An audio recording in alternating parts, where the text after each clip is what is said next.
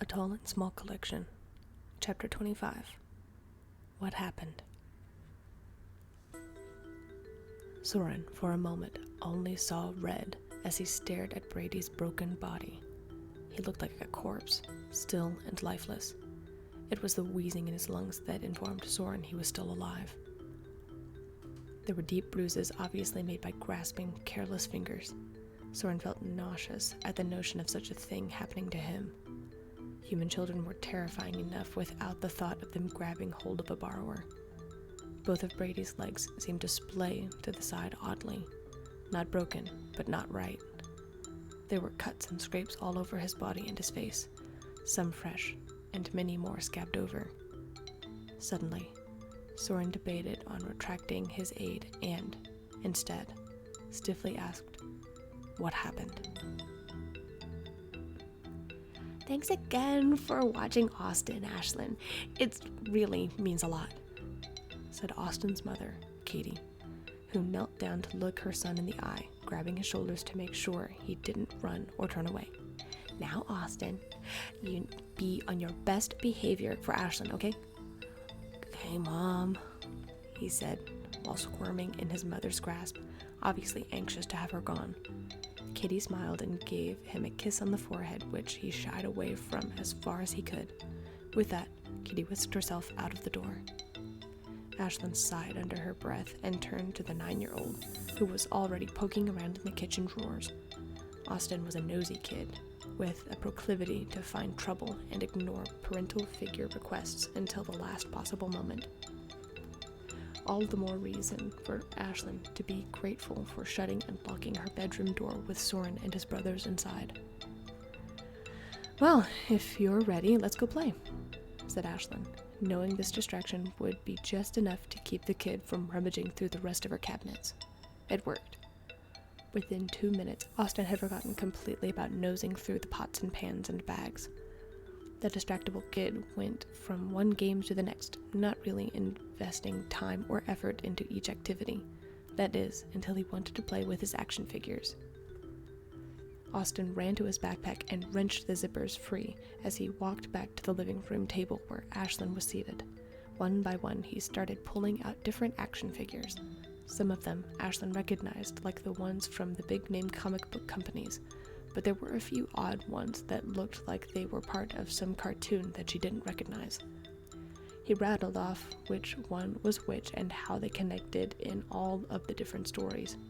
Mostly, he would talk about their epic fights and who got hurt the most. Ashlynn could care less about such things, suppressing a shudder of her own when listening to his descriptions. It wasn't until he pulled out the last figure that Ashlynn's attention snapped back to the present. Something was odd about it. The others were stiff and had a plastic sheen to the surface, but not this one. It hung limp. It was fleshy and discolored with blues and reds and purples like deep bruises. It winced. He winced at the child's grasp. I found this one. It's really cool. It's like a flexible robot, but it does stuff.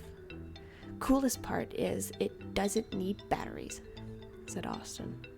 To Ashlynn's horror, he set down the borrower, pinching his leg between his fingers, and began walking him on the table, guiding one foot in front of the other. "Now walk." Austin relinquished his grasp on the borrower while Ashlynn watched him attempt to stagger forward.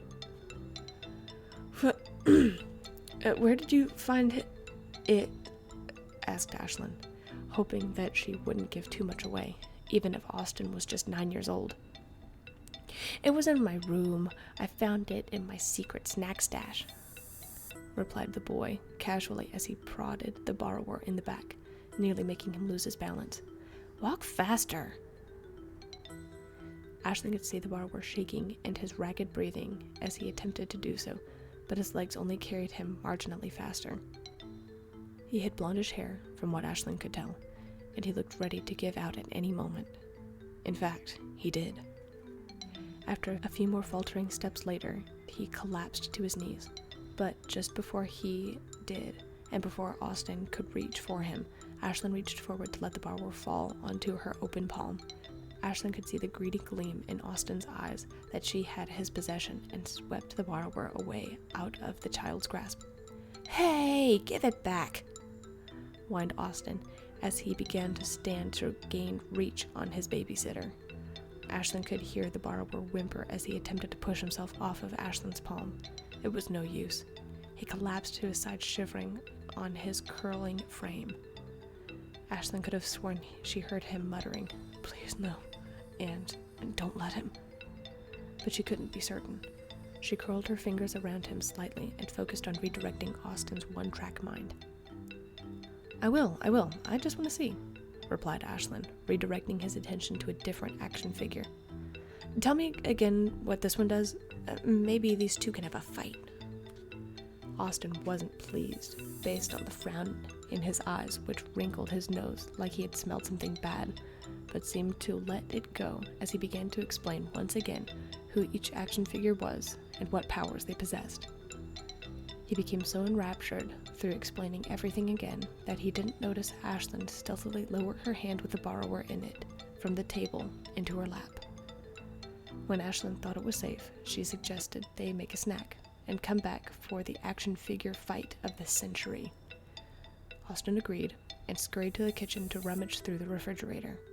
Ashlynn seized the opportunity. While Austin was preoccupied, she reached up into the cabinet and pulled out the first container she could get her fingers on, a takeout container she hadn't used, but for some reason kept. She shoved a dish towel into it and laid the borrower on top of it. "I'm so sorry. I'll do what I can," she muttered, but there was no way he heard her. The borrower had passed out either from stress or pure exhaustion. It was probably better that way. Ashlynn couldn't slip away just yet, not while Austin was attempting to pull out every jar she had in the refrigerator. She opened one of the cabinets that was too high for him to reach and set the container inside, apologizing profusely in her mind. "Maybe Soren can help. I just have to have one quick opening." They fixed a snack, and Ashlynn suggested they watch something, to which Austin excitedly agreed. His mom, Katie, let him watch far too much, in Ashlynn's opinion, but the kid absorbed television like a sponge and would stop fidgeting for once. Unfortunately, it was the only thing Ashlynn could come up with to keep him undeniably focused. She clicked on the television and let the cartoons roll as she excused herself to clean up the dishes and to go to the bathroom. Austin, thoroughly distracted and preoccupied at the moment, didn't even notice as Ashlynn skidded right by the kid, container in hand. She slipped into the room, hands shaking, as she called out for the one person she knew could help. However, it had not even crossed her mind that the person she was bringing to save was the one who helped start it all with Soren and his brothers. She had no idea how Soren felt about the figure in the box, nor did she know how he would react.